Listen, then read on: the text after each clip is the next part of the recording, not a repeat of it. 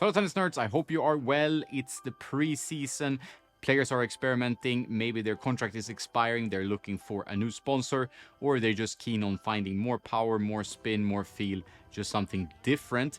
We're seeing lots of racket testing. There's some string testing. Maybe they're trying new shoes. We have seen a bunch of blade players try the new Wilson spin racket. Is it called Python? I don't really know, but let's call it that for now. The throat looks like a cobra. It's a racket that has something in between a blade and an arrow, not quite the arrow explosivity, but with a bit more directional control. So probably an easier transition racket for many players coming from the blade.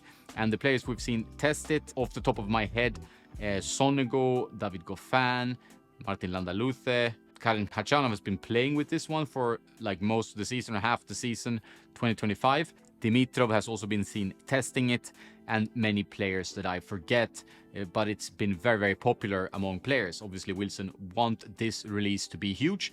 They know they're up against the Aero 98, which is one of the most popular rackets on the tour and on the market, and also the Onyx V-Core 98, which is very popular, and you have it there in the background, the new 2026 version I'm going to test, so review to come on the channel.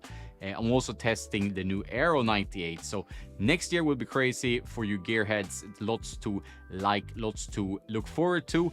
Obviously, we're really looking forward to the season starting to see who is going to switch to what and how will that affect the results. That's what I think is so exciting about tennis gear and how it affects the player. Lots of players trying the Wilson Python. Will they switch? We don't really know.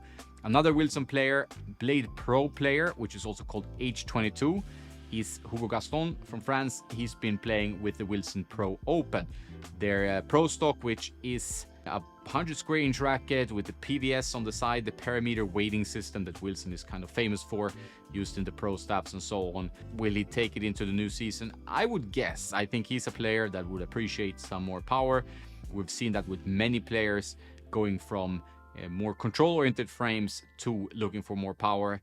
Another Wilson player I mentioned last time who won his second next-gen finals, Lerner Tien, is playing with the Wilson Ultra Tour 98, but in a 1619 pattern instead of the 1819, which is the Japan retail version. Why not release this racket outside Japan? Why is it just Japanese market? So many players have tried this racket. I have not, seem to love it. So I don't understand Wilson here. You have a great chance to get another excellent racket on the market with the Wilson Ultra Tour 98.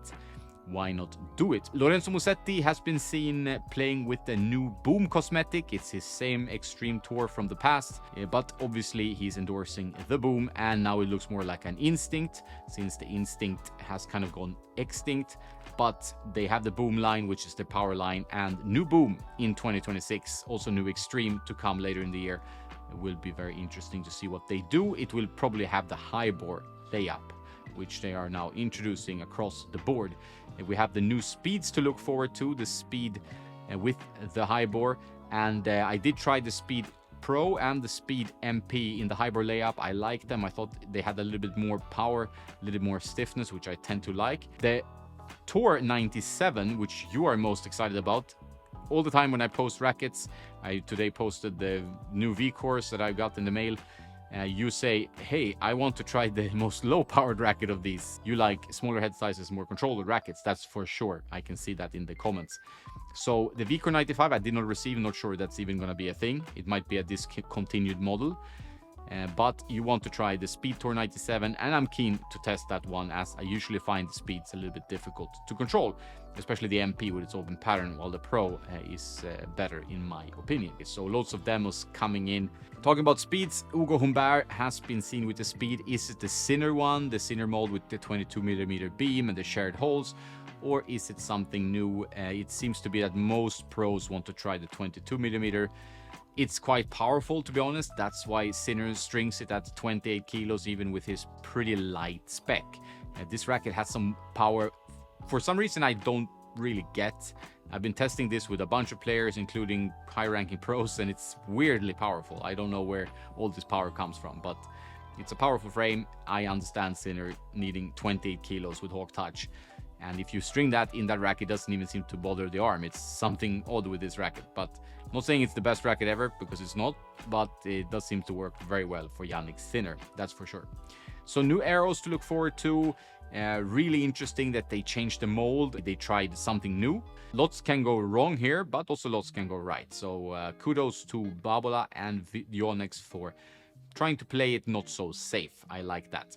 And also Wilson with their Python and trying some new things. I think the market is a little bit in flux and there's lots of things going on, which I think is great and makes it more exciting to review products. I think 2026 will be a really fun year for racket nerds and tennis fans alike.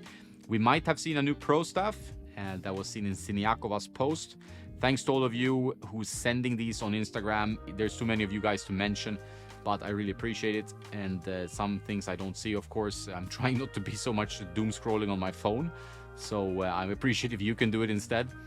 But big kudos to you guys out there. Few things to mention more is Rohan Bopanna with the Diadem Axis. Used to be a pure arrow user.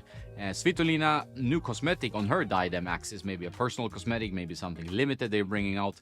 No idea about that. We have seen Potapova trying a blade. And many more things, of course, but this is what I had written down. If you've spotted something, please let me know in the comments. And then we keep our eyes peeled for the start of the season, where it will be revealed who's made the switch. Thanks for watching this video. Merry Christmas, Happy New Year, and don't forget to play some tennis.